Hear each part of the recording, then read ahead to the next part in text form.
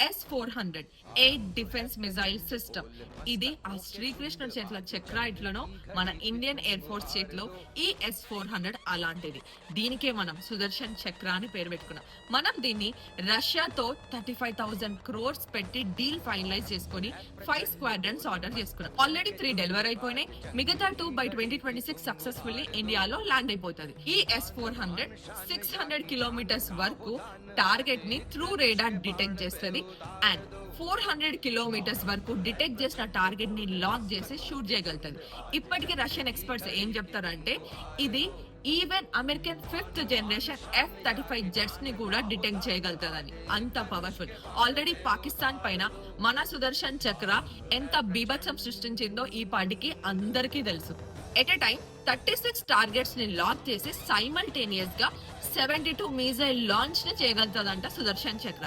దీనికి 4 missile detectors ఉన్నాయి. ఏవాక్స్, air crafts, drones, ballistic missiles వీటన్నిటిని డిటెక్ట్ చేసుకోగలుగుతుంది. సైన్ చేయగానే ఈజీగా ఈ సుదర్శన్ చక్ర మన వరకు వచ్చిందా అంటే లేదు. 2017 లో అమెరికా క్యాట్సా అని ఒక లా తీసుకొచ్చింది, countering America's advisories through sanctions law అని.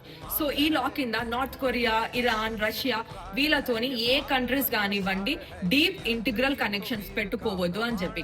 ఈ లాకి అగేన్స్ట్ గా ఏ కంట్రీ అయినా వెళ్తే వాళ్ళకి యుఎస్ నుంచి తిప్పలు తప్పవు అని చెప్పేసి. అలాంటిది యుఎస్ ఎందుకు కోరుకుంటుంది? మనం రష్యాతో సైన్ చేస్తే ఇండియా ఎక్కడ కూడా ఈగోకి వెళ్లకుండా యుఎస్ ఫ్రెండ్షిప్ కూడా ఇంపార్టెంట్ కాబట్టి. బట్ ఇండియా వెనక్కి తగ్గకుండా చాలా ఫైట్ చేసిందంట.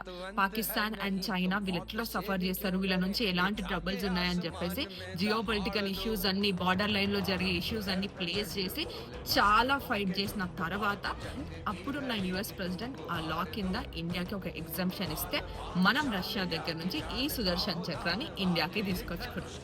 2018లో ఈ 1 స్టెప్ టువర్డ్స్ సుదర్శన్ చక్ర ఈ రోజు ఎంత ఇంపార్టెంట్ గా మారింది కదా మన ఇండియన్ సెక్యూరిటీ ఫోర్సెస్ కి.